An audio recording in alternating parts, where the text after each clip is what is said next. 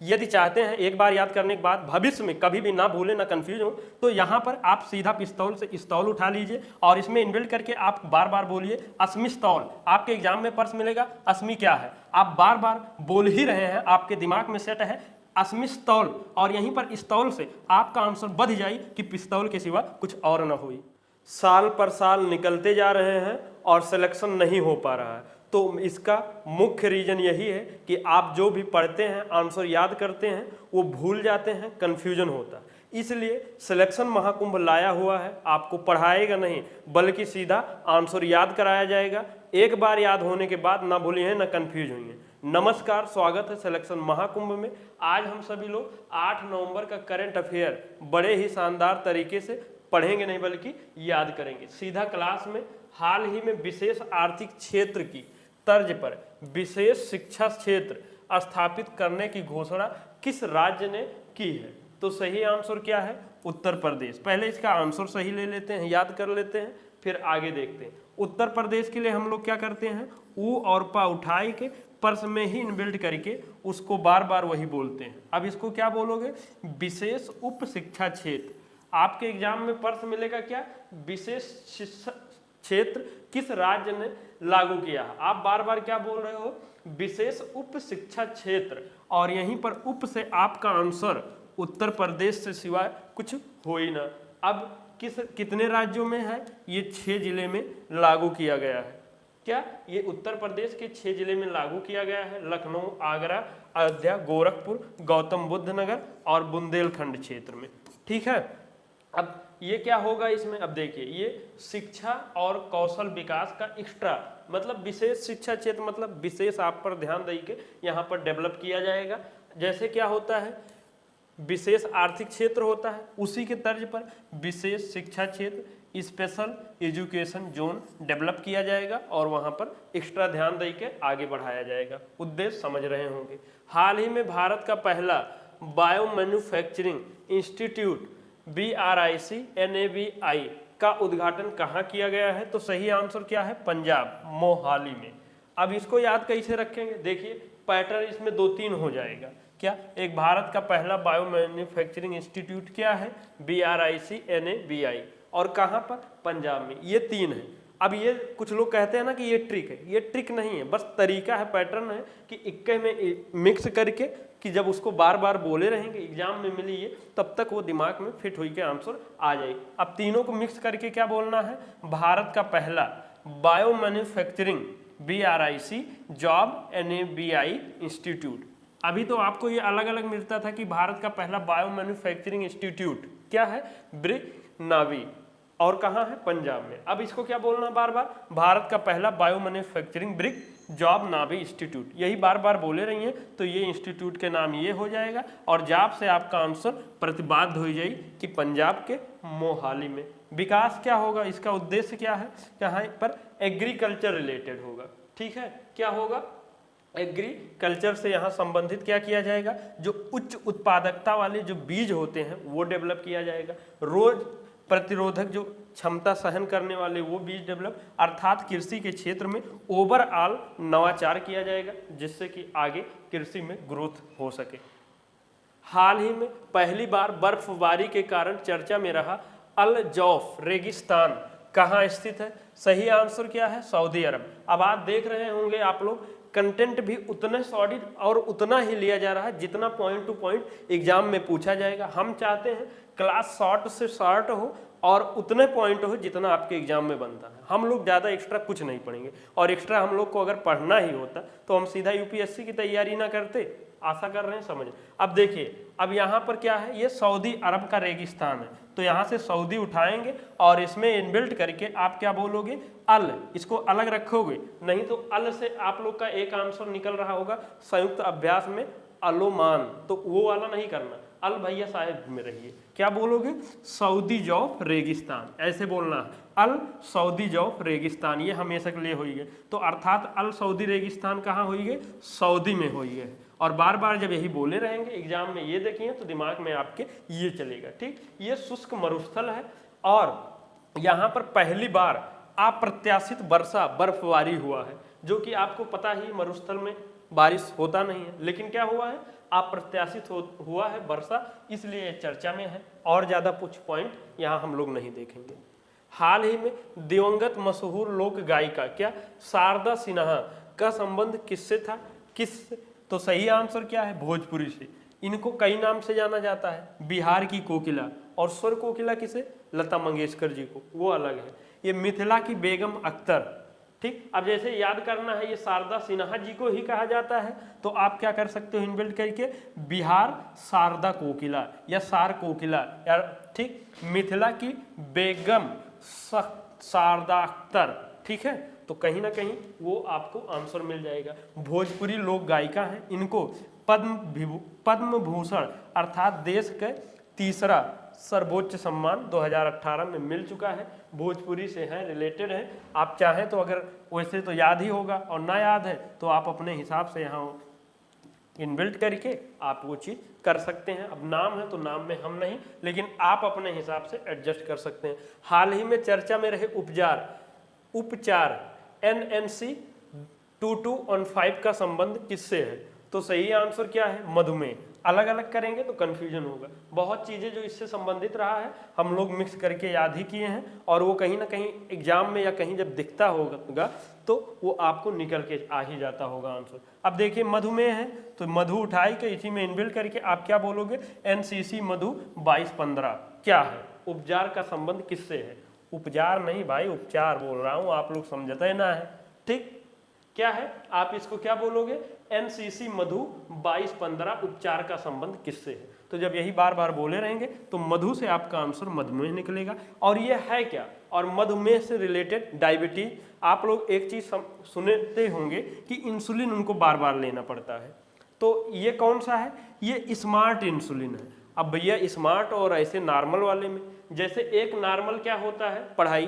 क्या आपका ये संबंध किससे है? मधुमेह से। अलग अलग याद कर लो, फिर हिपेटाइटिस लागे, एम्पॉक्स लागे, जितना हो सके तो फलाना धमका सब लागे, तो ये होगी नॉर्मल, ठीक। और स्मार्ट कौन सा है? या स्मार्ट इंसुलिन, अभी इसको समझेंगे। लेकिन स्मार्ट तरीका क्या है कि जैसे हम मधु उठा लिए, इसमें इनबिल्ट करके बार बार बोलेंगे, और सारा तरीका जैसे इसी में, तो जब वो निकल जाए, इसको कुछ कहते हैं स्मार्ट तरीका, ठीक। कौनो ट्रिक ना है ये। अब देखिए ये क्या है? स्मार्ट का मतलब ये है, देख लिया कि मतलब पहले होता था कि आप जैसे किसी को इंसुलिन ले रहे हैं, डायबिटीज के जो पेशेंट होते हैं वो इंसुलिन लेते हैं, क्यों? ब्लड शुगर कंट्रोल के लिए। अब उसमें क्या होता था कि जब ले लिए हैं तो अगर ज़रूरत है तो भी वो खत्म हुई धीरे धीरे, और ना ही ज़रूरत है तो भी वो खत्म हुई। लेकिन जो स्मार्ट वाला है इसमें ये समझ लीजिए 2 पार्ट है, और 2 पार्ट में एक पार्ट के काम इसे रिंग बना है, और एक जो ये है, तो जब जरूरत है बाडू को तब तो काम हुई यहीं पर रही, और जब ना ही जरूरत रही तो ये के अंदर आ जाई, मतलब वो इसे स्टोर रही, खराब ना हुई, फिर जब जरूरत लगी तो आई गई। तो इसी को कहते हैं स्मार्ट, ठीक है,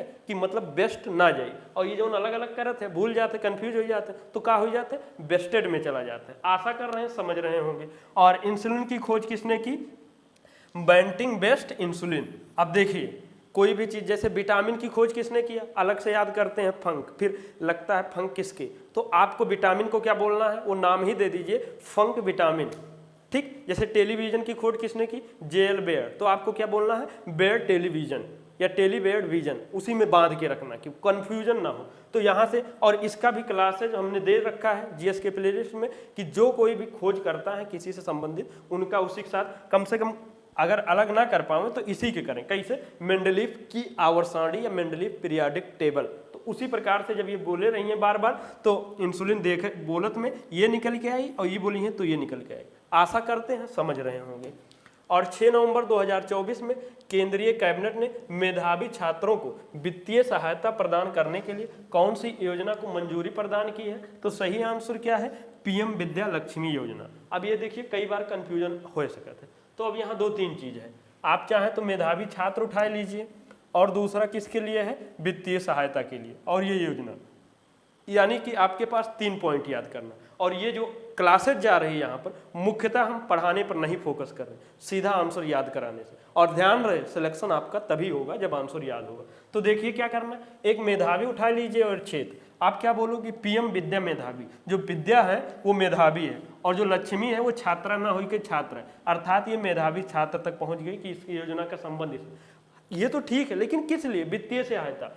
ठीक। तो चाहे तो आप वित्तीय योजना भी जोड़ सकते हैं। और बार बार क्या बोली है, पीएम विद्या मेधावी लक्ष्मी छात्र और वित्तीय योजना। तो जब इतना बोले रही है बार बार तो ये सब चीज निकल आए। ये क्या है, उच्च शिक्षा के लिए वित्तीय सहायता, और प्रतिवर्ष में मैक्सिमम 1 लाख छात्र को ये दिया जाएगा।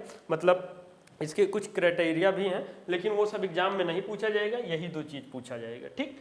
और अमेरिका का 47वां राष्ट्रपति किसे चुना गया हाल ही में, तो सही आंसर क्या है, डोनाल्ड ट्रंप जी। अब देखिए कुछ कंफ्यूजन हो सकता है, क्योंकि लगेगा कि डोनाल्ड ट्रंप ही थे फिर आ गए, जो कि ऐसा नहीं है। डोनाल्ड ट्रंप जी थे, लेकिन जो बाइडेन वर्तमान में थे उससे पहले थे। अर्थात यहाँ देखें, जो डोनाल्ड ट्रंप जी हैं, नहीं कंफ्यूजन होंगे, 2017 से 21 तक थे। फिर उसके बाद कौन आ गए थे, जो बाइडेन 2021 से 25, मतलब जो यहाँ अभी शपथ लेंगे 20 जनवरी को। तो इन्होंने इलेक्शन लड़ने से मना कर दिया कि हम नहीं लड़ेंगे। तो इनके जगह पर इनकी पार्टी से कमला हैरिस जी लड़ी थी, जो हार का सामना पड़ा। लगभग 33% वोट इनको और 66.6 के आसपास इनको मिला है, ठीक है। तो अब यहाँ पर कौन आ गए हैं, डोनाल्ड ट्रंप जी आ गए हैं, 47वें क्रम के हैं। और उसके बाद अब इसमें हम क्या ही याद कराएं, लगभग सबको याद ही रहता है। अब अमेरिका से हैं, अगर बहुत भूलत हैं, बहुत कंफ्यूज होते हैं, तो तरीका अपन वही है, ये उठाए के ये कर लीजिए। बाकी आशा करते हैं सबको ही पता ही होगा, ठीक। और वहाँ पर चुनाव का एक रूल है कि जब कभी भी होगा तो नवंबर के 1 मंगलवार को होगा। और शपथ कब लिया जाएगा, उसके बाद जब आएगा अगला वर्ष 20 जनवरी को। इसीलिए यहाँ वो आपको दिखाया जाता है कि जो बाइडेन है अभी 2021 से 2025 तक दिखाया जा रहा है। तो 2 पार्टी मेन रूप से वहाँ, एक रिपब्लिक पार्टी जो डोनाल्ड ट्रंप जी जीते हैं, और डेमोक्रेटिक पार्टी कमला हैरिस जी अब ये हार चुकी हैं, ठीक। और यहाँ का कार्यकाल जानते हैं 4 वर्ष का होता है, और मुख्यतः जैसे अपने यहाँ 5 वर्ष का होता है। अब ये आप सब समझ रहे होंगे। और book friends India's closest strategic partners किसने लिखी है, तो सही आंसर क्या है, श्री राम चौलिया। अब आपका 2 बुक अभी हाल ही में लॉन्च हुआ है, और कहीं ना कहीं प्रभु श्री राम या रामचंद्र जी के नाम से ही जो उसके राइटर हैं ऐसे ही है। तो नहीं भूलना, नहीं कंफ्यूज होना चाहते हैं, जैसे फ्रेंड्स और आगे इसका डिटेल लिखा हुआ, और श्री राम चौलिया जी हैं, तो चौलिया भी उठाई के इसी में इनबिल्ट करके क्या बोलोगे, फ्रेंड्स चौलिया। और India's closest Shri Ram strategic partners, आपको यही बार बार बोलना है। ऐसा लगना चाहिए ये आपका बुक है, एग्जाम में ये आप जब तक पढ़िए तो ये कहीं ना कहीं आंसर निकल जाएगा। अब ये किस पर है, विदेश नीति पर है, बार बार आप यही बोलोगे, विदेश नीति पर है। और विदेश नीति मतलब कि जैसे भारत के जो पड़ोसी देश यहाँ हैं उनके साथ कैसे संबंध, कैसे रणनीति क्या होना चाहिए, उसी के बारे में ये बताया गया है कि कैसा है। और दूसरा बुक क्या है, स्पीकिंग विद नेचर, ये दूसरा बुक है। किसने लिखा है, रामचंद्र गुहा जी ने लिखा है। तो इसको भी इनबिल्ट करके क्या बोलोगे, स्पीकिंग विद रामचंद्र नेचर गुहा, ये हो गया, ठीक। आशा करते हैं अब ये बुक का नाम भी है और इनके राइटर भी हैं। ये किससे संबंधित है, पर्यावरण आंदोलन से, मतलब अभी तक जितने आंदोलन पर्यावरण रिलेटेड हुए हैं उससे संबंधित यहाँ पर है। और ये विदेश नीति पर है, तो कहीं ना कहीं इसका विमोचन कौन करेंगे, विदेश मंत्री एस जयशंकर प्रसाद जी। अस्मी क्या है, जिसे भारतीय सेना में हाल ही में उत्तरी कमान में शामिल किया गया है, तो देखिए सही आंसर क्या है, एक मशीन पिस्तौल है। बाकी अलग से याद करेंगे तो सब लगेगा। पिस्तौल के लिए स्टॉल उठा लेंगे, और इसमें इनबिल्ट करके क्या बोलोगे, अस्मी नहीं बोलोगे, क्या है इसका नाम, अस्मिस्टॉल है। क्या है इसका नाम, अब जैसे यहाँ लिखना हुआ ना, तो क्या है ये अस्मिस्टॉल, क्या है जिसे भारतीय सेना में शामिल किया गया। तो कहीं ना कहीं आपका ये आंसर बद रहा है स्टॉल से, ऑप्शन भी देखकर, या वैसे पिस्तौल के सिवा कुछ हो ही ना, जब ये ऐसे निकलेगा, नहीं तो सब कुछ लगेगा। और निर्माण किसने किया है, DRDO ने किया। बस इतने पूछा जाएगा, तो आपको इतना ही जानकारी लेना है। और किस भारतीय मुक्केबाज ने वर्ल्ड बॉक्सिंग फेडरेशन का सुपर फेदरवेट विश्व खिताब जीता है, तो सही आंसर क्या है, मनदीप जांगड़ा ने जीता है। तो करना क्या है, ये जो सुपर फेदरवेट विश्व खिताब है, इसी में मनदीप को उठाई के भैया को इनबिल्ट कर देना है। क्या बोलोगे, सुपर फेदरवेट दीप विश्व खिताब, और दीप से कहीं ना कहीं मनदीप जांगड़ा जी निकल के आएंगे। बार बार क्या बोलना है, सुपर फेदरवेट दीप विश्व खिताब। तो जब बार बार यही बोले रहेंगे तो दीप से एक्स्ट्रा आपको कहीं ना कहीं आंसर तक पहुंच जाएंगे। ये पहले भारतीय खिलाड़ी हैं जो ये खिताब जीते हैं, और ये कहाँ से, हरियाणा से। और ऑलरेडी बॉक्सिंग मतलब मुक्केबाज के खिलाड़ी हैं। और जो भी खिलाड़ी हैं जिस राज्य से हैं और जिससे संबंधित है, वो तरीका हमने बता ही दिया है कि उनके नाम में ही जैसे रानी रामपाल जी कौन सी खिलाड़ी हैं, हॉकी के, तो आपको क्या बोलना है, रानी राम हॉकी पाल। तो अब वो बार बार वैसे निकल जाएगी,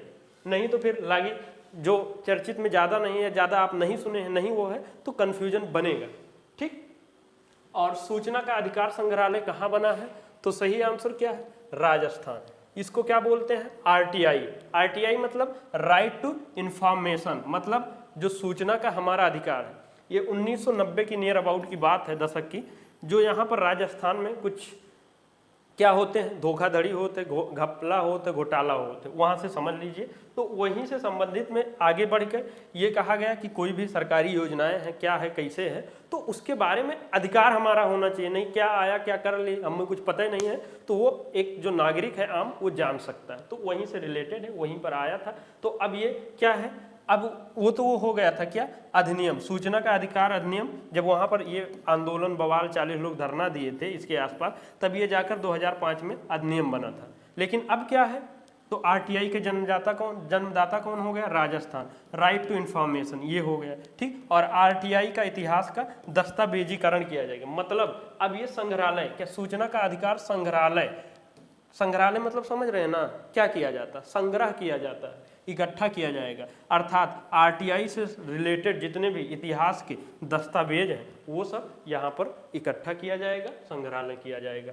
आशा करते हैं बहुत ही शानदार क्लास रहा, बहुत ही शॉर्ट में, जितना डिक्टो पॉइंट एग्जाम में बनता है उतने, लेकिन बस आप लोग का एक कमी दिख रहा है, तो आप लोगों को कमी पूर्ण करिए जिससे क्लास कंटिन्यू चले, नहीं तो डाउट तो आ रहा है। और ये भी आपको गारंटी दे रहे हैं, कहीं भी देख लेना, जितने इंपॉर्टेंट हिट क्वेश्चन दे दिए हैं, शॉर्ट में करवा दिए हैं, आप पूरे यूट्यूब पर कहीं भी सर्च कर लीजिए, इतना हिट एक दिन में क्वेश्चन ना दे पाएंगे, ना इतना शॉर्ट में, और पॉइंट उतने लिखा गया है, क्योंकि लिखने को बहुत सारा है, बहुत पढ़ाया जा सकता है। तो हमारे जब एग्जाम में नहीं आता तो हम उसको क्यों पढ़ें, और हमें पढ़ना ही है तो जो ज़्यादा इंपॉर्टेंट है उसको पढ़ें।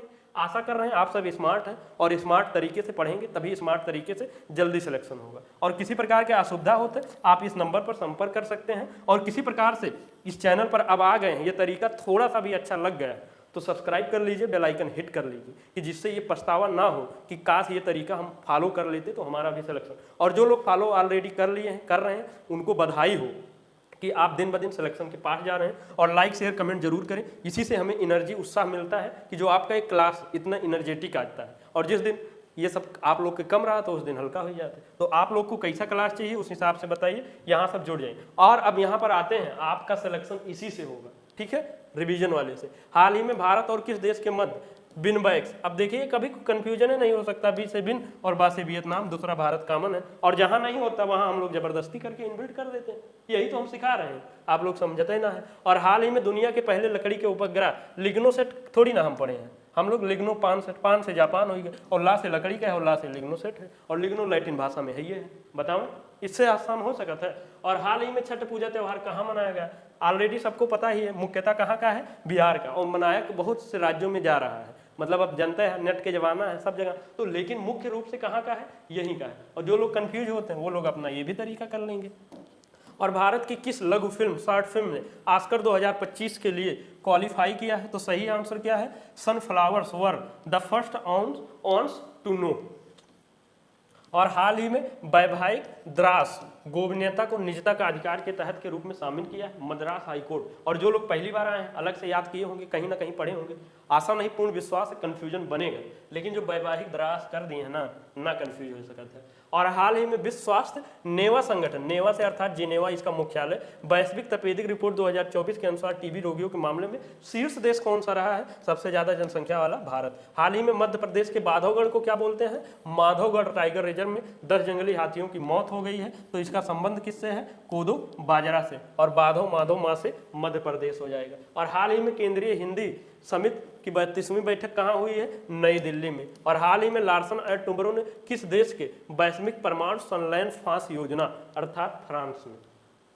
और केंद्र शासित प्रदेश जम्मू कश्मीर का विधानसभा अध्यक्ष किसे चुना गया है, अब्दुल रहीम अम्मू, और उसके बाद विधान राठौर, और उमर अम्मू, और सीएम अब्दुल्ला। ठीक, ये मतलब ये कौन है, ये मुख्यमंत्री हैं, और इसका सही आंसर ये है।